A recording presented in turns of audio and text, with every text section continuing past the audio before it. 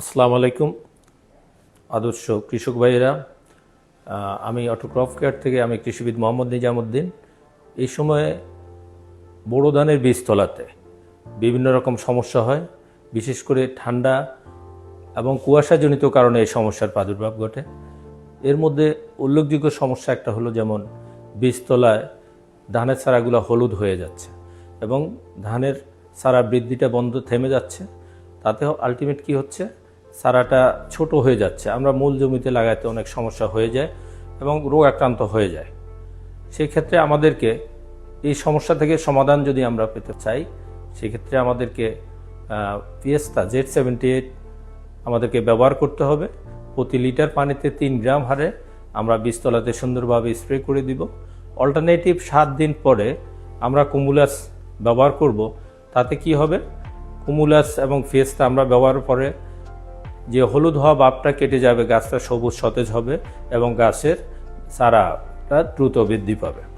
আরেকটা সমস্যা হচ্ছে রোগের সমস্যা, যেটা ছত্রাকজনিত এবং ব্যাকটেরিয়াজনিত দুইটাই সমস্যা হয়ে থাকে। ছত্রাকজনিত সমস্যা যেটা হচ্ছে আপনার ব্রাউন লিফ স্পট হচ্ছে, এছাড়া গোড়া পচে যাচ্ছে। এখন আমাদের এই সমস্যা থেকে সমাধান পাওয়ার জন্য ছত্রাকজনিত সমস্যা হলে আমরা সেক্ষেত্রে অটোস্টিন ব্যবহার করব।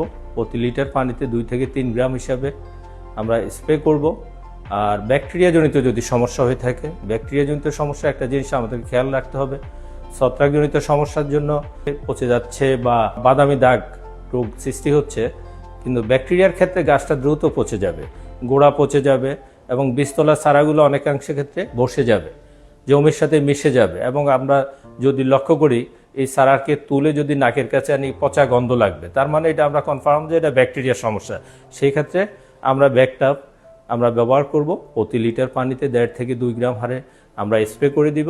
তাতে কি হবে, আমরা ব্যাকটেরিয়া থেকে মুক্ত পাবো, ধানের চারাটা সবুজ সতেজ হবে। তারপরে আরেকটা সমস্যা হচ্ছে আমাদের বীজতলাতে বিভিন্ন রকম পোকার আক্রমণ দেখা যায়। পোকার আক্রমণের ফলে কি হচ্ছে, আমাদের কচি চারা গাছের রসটা তারা শোষণ করে খেয়ে ফেলতেছে। অনেক সময় পাতাটা দেখা যাচ্ছে কেটে ফেলতেছে। কেটে ফেলার পরে কি হচ্ছে, গাছের পাতা নষ্ট হয়ে গেলে গাছটা ঠিকভাবে খাবার তৈরি করতে পারে না, গাছটা দুর্বল হয়ে যায়।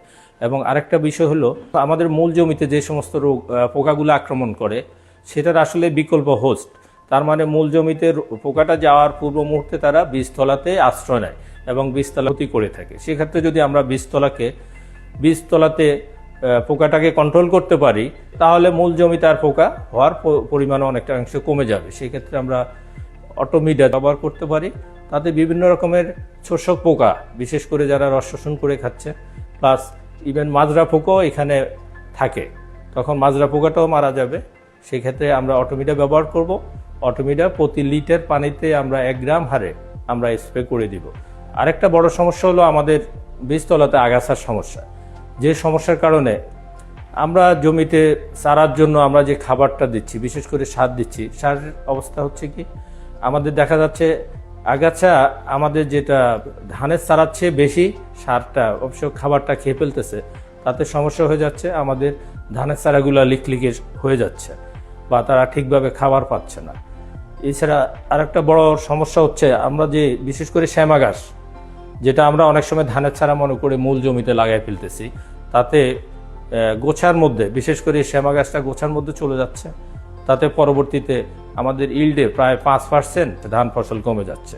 তাতে যদি আমরা এখানে যদি গ্রানাইট নামে যে আগাছানাশকটা আছে, 4 মিলির একটা বোতল 16 লিটার পানিতে মিক্স করে আমরা সুন্দরভাবে যদি বীজতলাতে আমরা ব্যবহার করি, তাতে হবে কি, শ্যামা থেকে শুরু করে সব আগাছায় দমন হবে এবং আমরা মূল জমিতে যখন ধান লাগাবো, আমরা 100% নিশ্চিত থাকবো যে না, কোনো গোছাতে শ্যামা গাছ থাকবে না।